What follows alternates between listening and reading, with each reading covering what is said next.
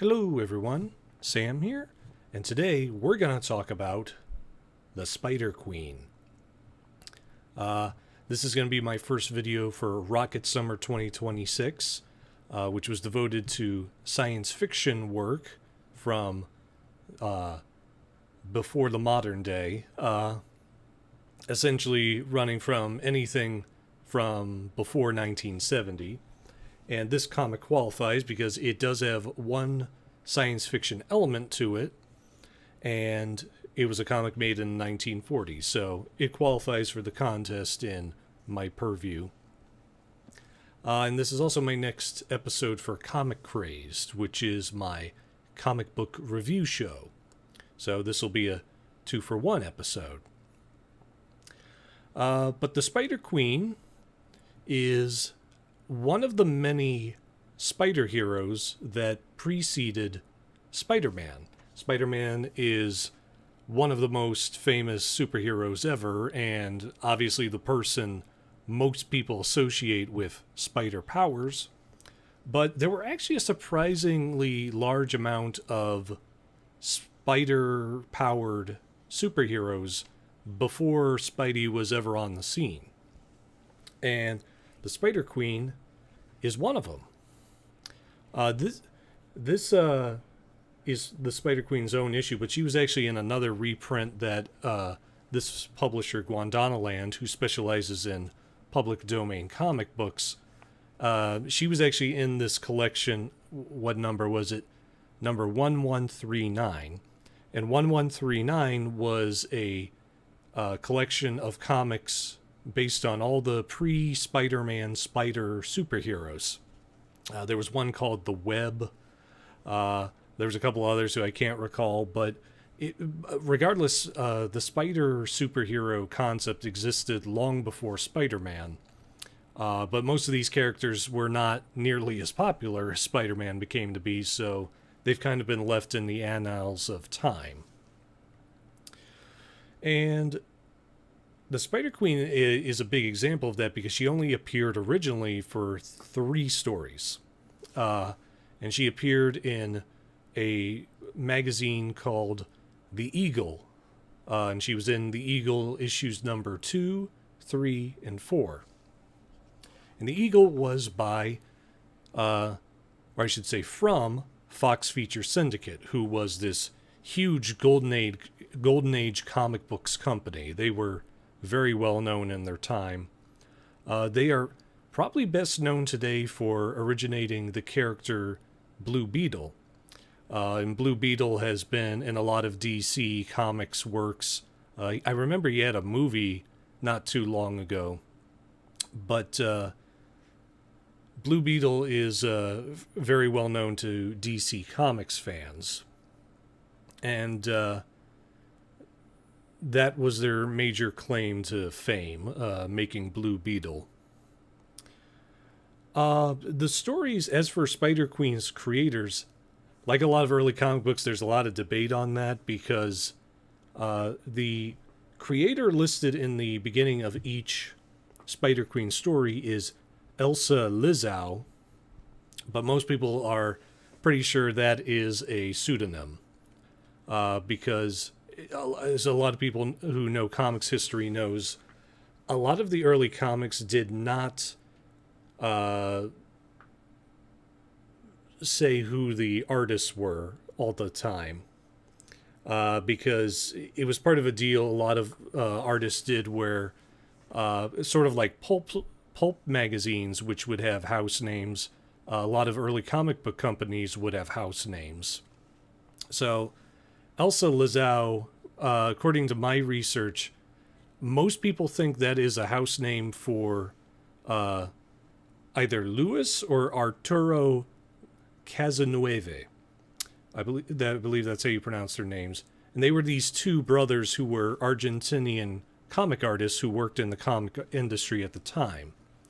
And I've seen a little bit of Arturo's work, Arturo Casanueve, and I think it was his work on DC's Aquaman, and it's pretty similar to this Spider Queen. I could see him as an earlier artist doing this kind of work, but it's still not entirely known today. But Luis and Arturo Casanova are the ones most people apparently suspect probably did the Spider Queen.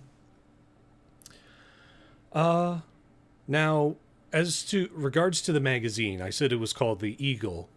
The Eagle was the name of one of Fox's superheroes, and he was apparently fairly well known at the time. Only thing I know about him is that he could fly, and that's why they called him the Eagle. But the Spider Queen was, but while the Eagle magazine focused on the Eagle as the title character, it was actually the Eagle where the Spider Queen appeared, but as a backup character. Because in a lot of early comics, they don't do it as much today, but back in early comics, you would have the main character who was the main draw for the comic book, and then you'd have some backup characters who would be in shorter pages in the backs. So that was where the Spider Queen was. She was a backup character.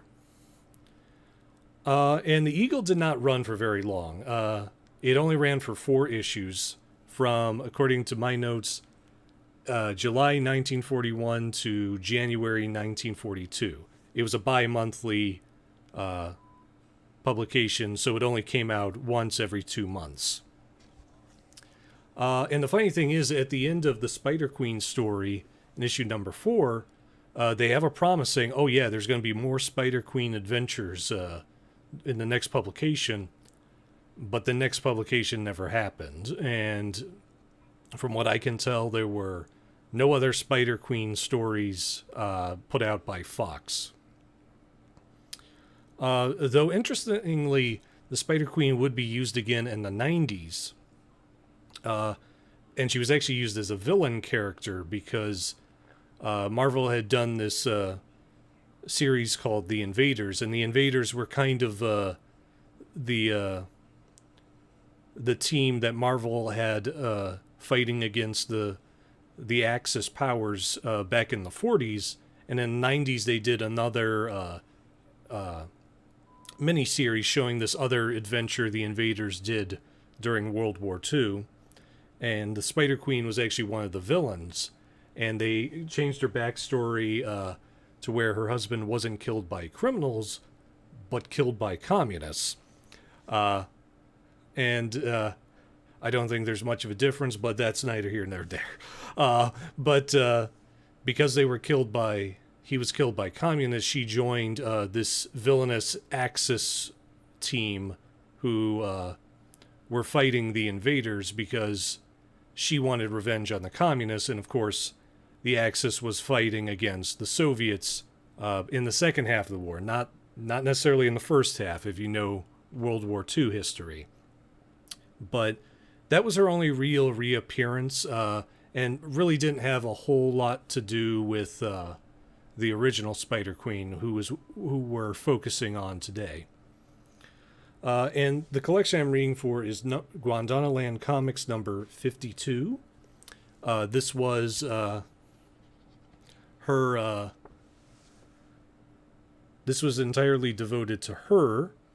And I got this when I was checking out a lot of public domain superheroines. I was trying to put together a project with different public domain heroines, and I wanted to check her out. So that's how I got this collection.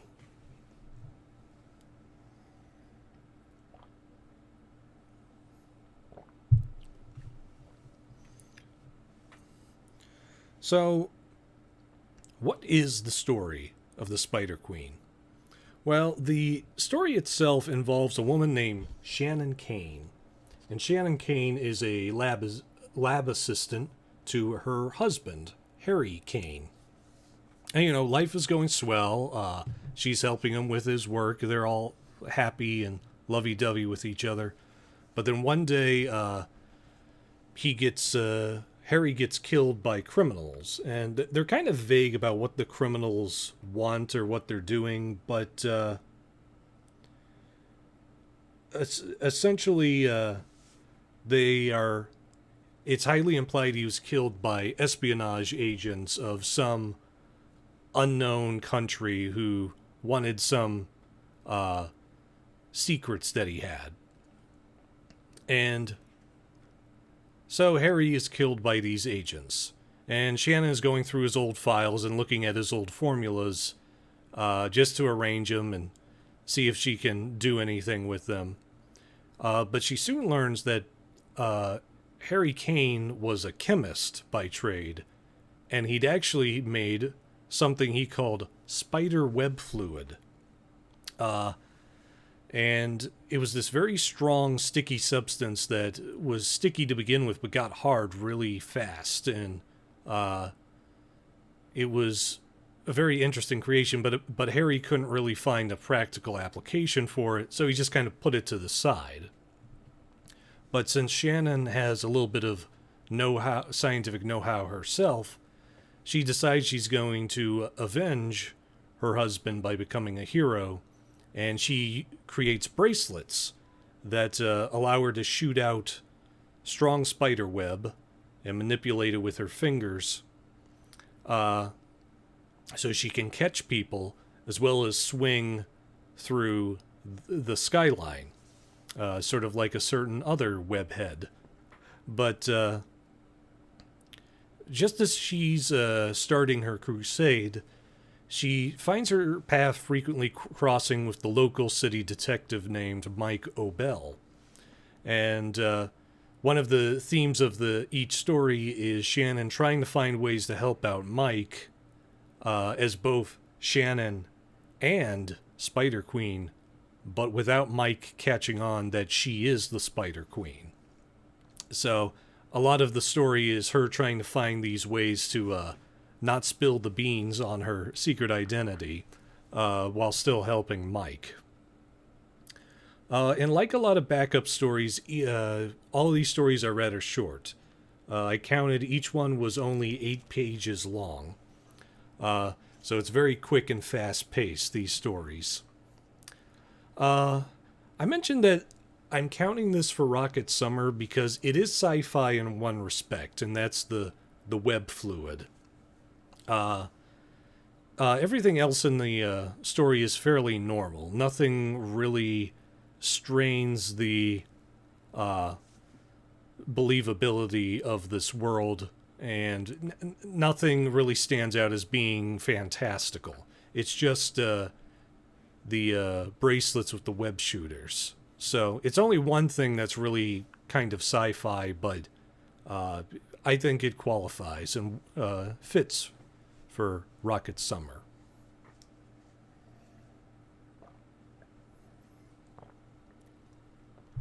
Since there's only 3 issues, I'm just going to do brief discussions on each issue. Issue number 1 is the origin story. It shows Spider Queen's origin at the same time as her stopping a band of robbers who are terrorizing the town, specifically bank robbers. And I think it's actually a pretty solid origin story because it does show Shannon how she becomes the Spider Queen and why she does. The only kind of weird thing is that when she makes the spider web fluid bracelets, she doesn't go to get revenge on her husband's killers, which is a bit of a strange direction. To be fair, in the story they imply that this battle of the bank robbers is several weeks or months down the line after she's become the Spider Queen, but they never mention her getting revenge on the espionage agents. So that's kind of a strange thing to leave out. I was kind of wondering, that's kind of a weird thing to overlook. But again, early comic books, they were crunched for time with their page count. So if it wasn't necessary, it wasn't put in. I also really do like the setup they make here between Spider Queen and Mike Obell, because it is kind of this interesting byplay where she wants to help him catch these criminals, but she has to be careful not to let her identity slip because uh, Spider Queen is a vigilante, and she is a vigilante who has killed criminals. So it's sort of a thing of like, yeah, she doesn't want Mike O'Bell to feel conflicted with that element, despite her kind of growing more interested in him as a love interest. But and Mike O'Bell kind of has his suspicions that Shannon might be the Spider Queen. Uh, Again, I suspect maybe they got this dynamic from like the Spider Pulp character, where he kind of had a similar setup where his best friend was a police commissioner, and the police commissioner suspected that the Spider was his best friend, but he could never quite prove it. And so there was always kind of this tense relationship where the police commissioner, he had this strong suspicion that what was his name? I forget the Spider's alter ego, but that his friend was actually the Spider. So I have a suspicion they might have pinched that dynamic for the Spider Queen. But it's a good dynamic to have because it creates effective drama.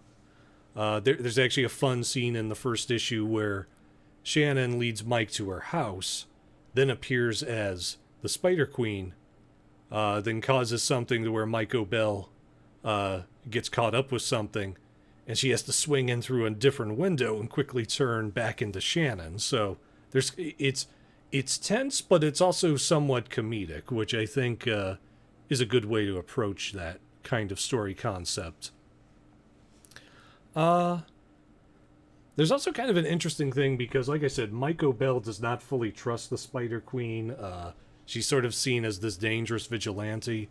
But there's this interesting twist where Mike O'Bell manages to get the loot back from one of the robbers, but it turns out that one of his higher-ups is actually in cahoots with the robbers. And so he's kind of stuck in this situation where he has to trust the Spider Queen instead of his own force for a little bit. So that's always kind of a neat story line with superheroes where distrustful policemen are kind of forced to pitch in with the hero because their own side is compromised. That's an effective storyline.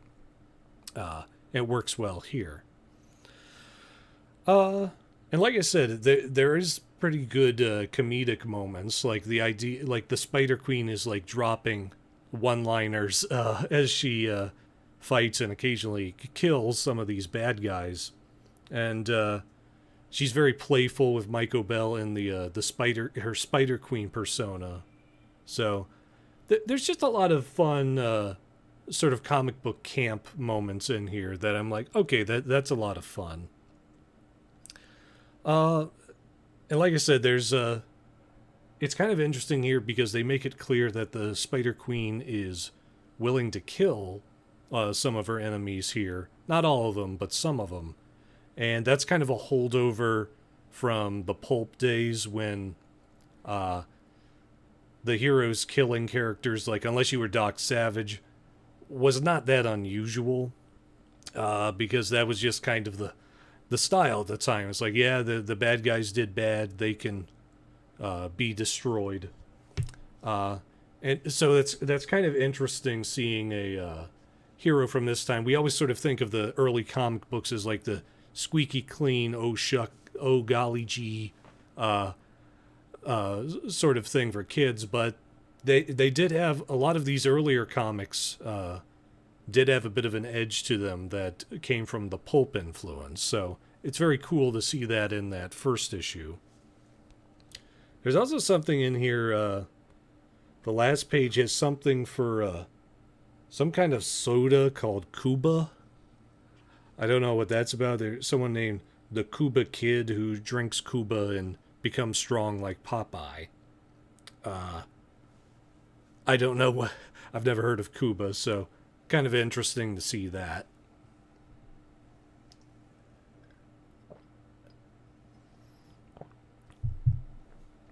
And issue number 2 is about the Spider Queen and Mike O'Bell trying to find this kidnapping victim who owns like this business in town, and the local mob is trying to force him to sign it over to them, and they're doing this by torturing him. And there's actually a couple of good scenes in issue number 2. Probably the best one is this time where both Mike and the Spider Queen are in the bad guys' hangout, but Mike accidentally knocks himself out, and the Spider Queen has to figure out a way to attract enough attention that the bad guys don't notice Mike is lying there unconscious. So that's kind of a fun little story there. And again, simultaneously tense, but also somewhat comedic. So that's a lot of fun. I also like how playful the Spider Queen is here. She was that way in the first one, but here they really up the playfulness, where she's always toying with the thugs. There's this one moment where she gets away from them by hiding, she used her web fluid to hang off the edge of a building. And they can't find her, and she's laughing to herself like tee hee.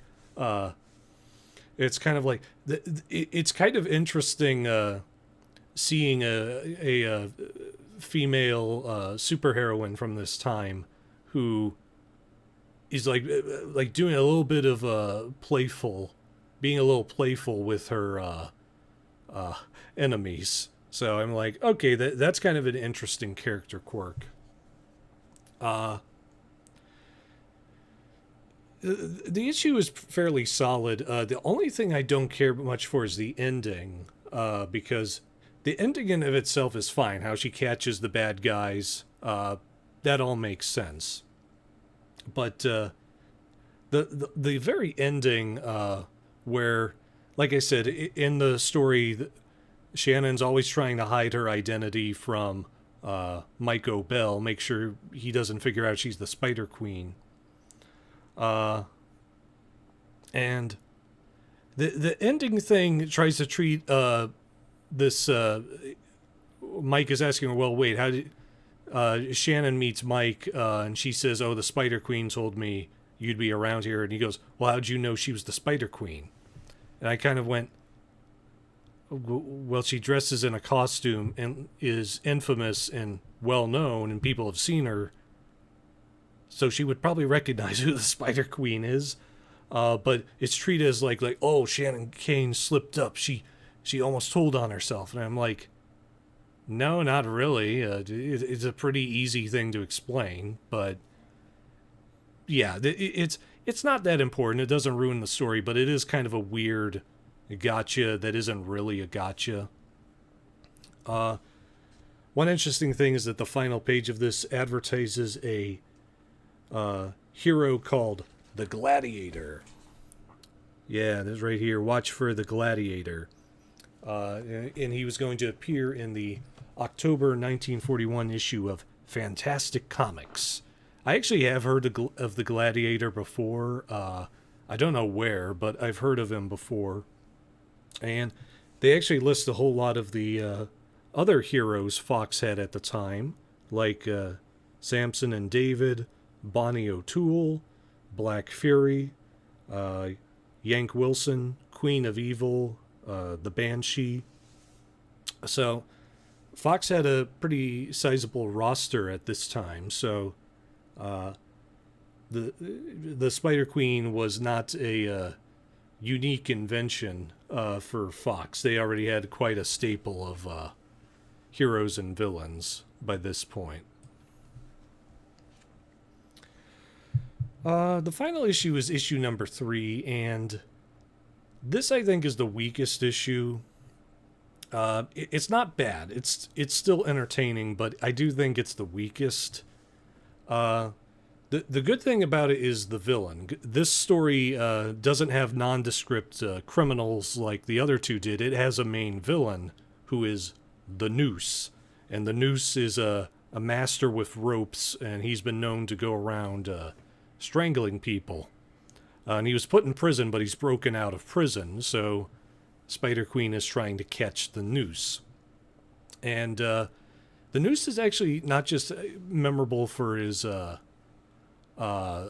villainous nature, but he's also actually quite formidable as a villain, because like how the Spider-Queen is adept with her web, the Noose is very adept with ropes. So there's actually this final battle where it's more evenly matched than you would think. And I actually think it's pretty cool that we get this villain who actually is able to put up a good fight against Spider-Queen. There's also kind of this interesting dilemma the Spider-Queen goes through about halfway through the story, where she has to make a choice between getting the Noose or saving one of the victims of the Noose. And she makes a decision, and it's made clear this decision has a consequence. And I won't tell you what the decision is, but it's a pretty interesting dilemma. It's not dwelled on very long, but it is kind of an interesting moral dilemma, especially for this short of a story. But there's a lot of things about this particular story that I don't think entirely work, and a lot of it deals with plot holes. Like that whole get the Noose or save his victim thing actually has a really simple solution, which is Spider-Queen, use your spider webs to tie up the Noose while you save this other victim.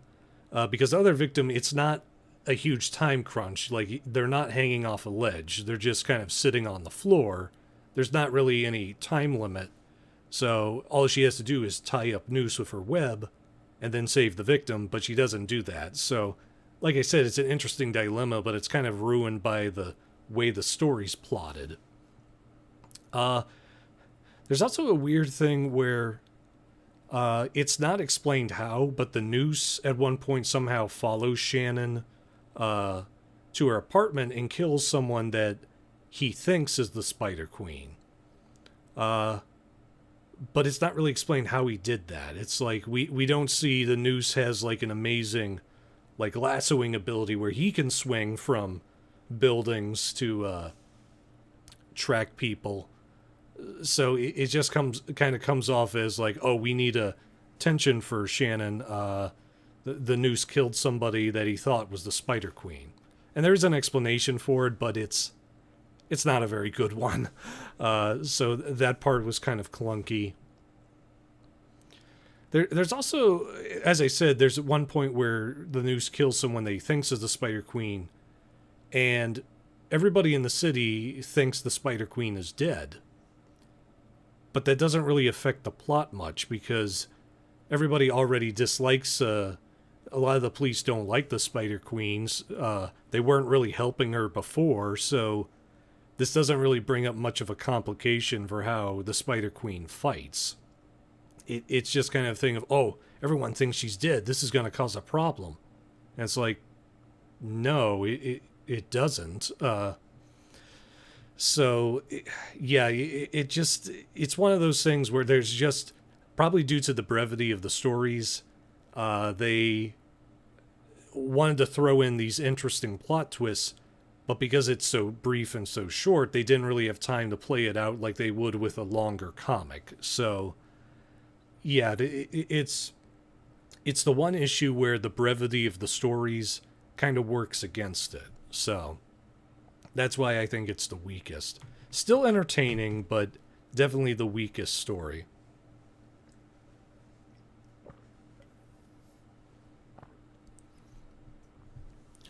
So the final ranking for the Spider-Queen. I rank on a 5-star system, 0 out of 5 being the worst, 5 out of 5 being the best. And I would say the Spider-Queen is a solid 3 out of 5 stars, which to me is a pleasantly average comic. For those who don't know, 2 out of 5 stars I call painfully average books, 3 out of 5 I call pleasantly average books. And for me, painfully average is something that is average in a way that is not really engaging. It's not so much that it's good so much as it is not bad. And that's the score I give to books that I think are technically well made but just don't really invoke anything within me. 3 out of 5 stars. Pleasantly average to me is a book that is average, but it's a fun kind of average. It's what you're expecting. It does everything right, or at least it does enough things right to where it's entertaining and you don't mind your time with it. And that's how I feel with the Spider Queen. I enjoyed reading this and sort of seeing how this character came about, and just sort of looking at how she worked in this sort of pre-Spider-Man era.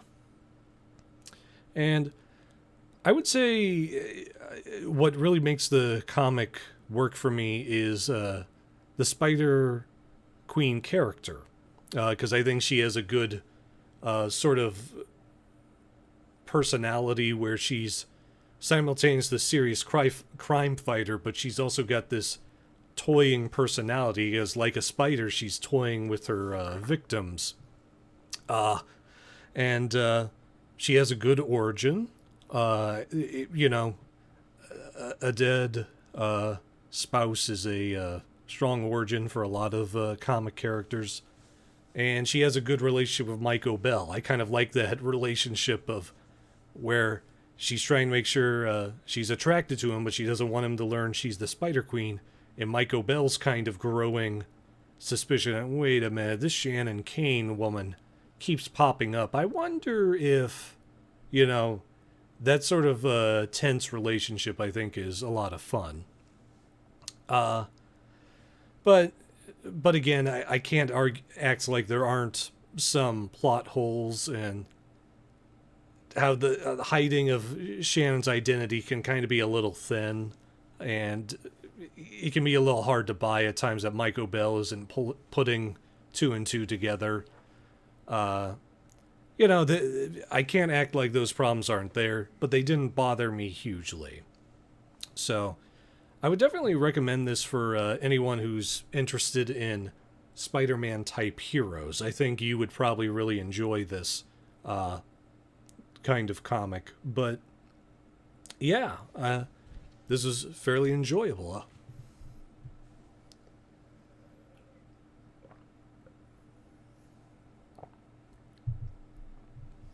Any inspiration?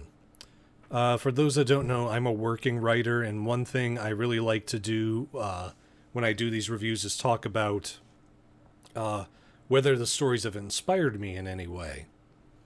And one thing is that I grew up on Spider-Man, so I really like Spider-Man, and when I got older, I really wanted to write Spider-Man comics, or at least stories with like a Spider-Man type character.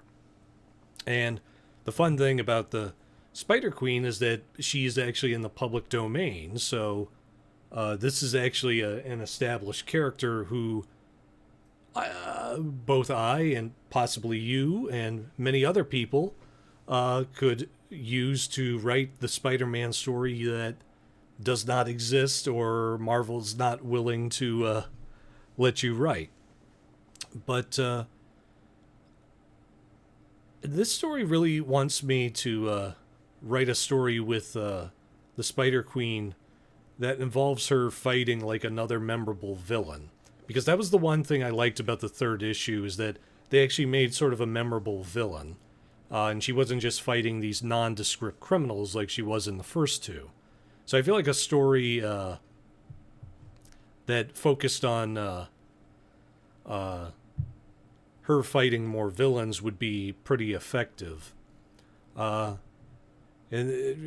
she should probably go the same angle as the Shadow did, where the Shadow started fighting, general run-of-the-mill criminals before starting to work up to like the insane villains, the criminal collectives, the espionage agents, which you would think the Spider Queen would be doing some stuff with espionage agents, because because it's stated that espionage agents killed her husband in these stories. So so that's kind of just a natural fit for that kind of character. So yeah, that might be something worth exploring if I ever wanted to write a Spider-Man-esque character. Borrow the Spider Queen, see what can be done with her.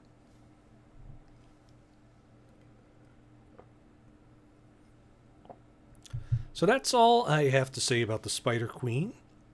I'm going to be talking about a few other comics this month. Probably not as many as I was hoping to because I got bogged down with a couple things over the last week or so. So and I'm also getting ready for Pulp Fest. So it's been kind of a hectic month. And another thing has popped up. So I get the feeling I'm not going to be doing a whole lot of Rocket Summer events or readings, or the other one I was doing, Jungle July, but at least get a few of them done so that I can at least say, all right, I got at least 4 readings from each one done. So probably be kind of sporadic in the coming days, but you will see more reviews in the near future. Excuse me. Thank you very much for watching, and I will see you guys later. Bye.